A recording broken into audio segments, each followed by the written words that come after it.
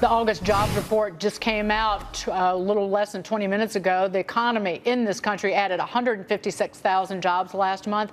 The unemployment rate ticked up to 4.4%. It was a little bit of a disappointment, but what does Mr. Varney think of this? Stuart. I agree with you, Deegan. I think it is a little disappointing. You know, we had the report the other day of 3% annualized growth in the second quarter. That's pretty strong.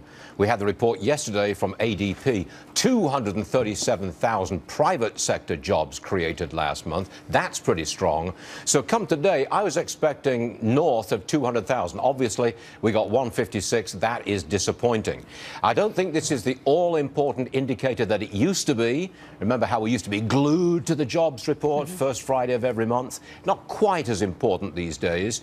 And I noticed that the market is holding on to its pre-open gains. Yes. We're still going to be up about 50-odd points.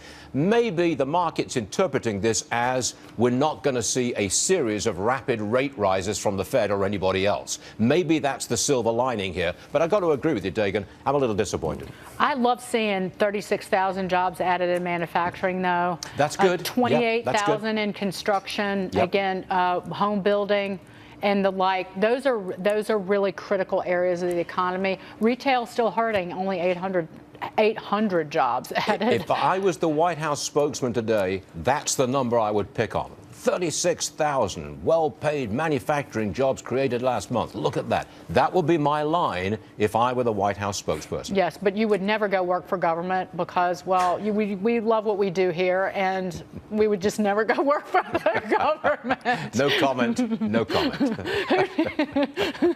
Never. Who needs 8 weeks of vacation every year, right? The entire month of August off.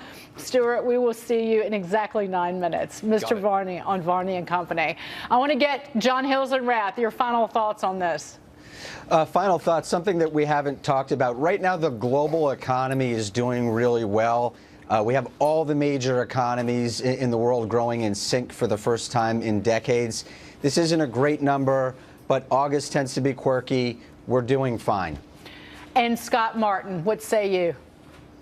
Potential impact down the road, Deegan, from Hurricane Harvey is going to be interesting in the job market as well as to GDP.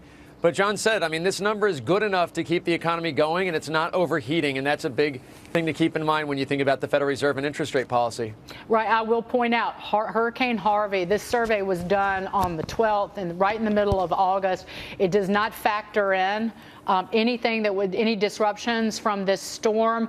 And so September, when we get that in early October, that could be a messy number as well. To Scott Martin, a major thanks, and John Hilsenrath, always a pleasure, always insightful seeing you both gentlemen. Have a great holiday weekend.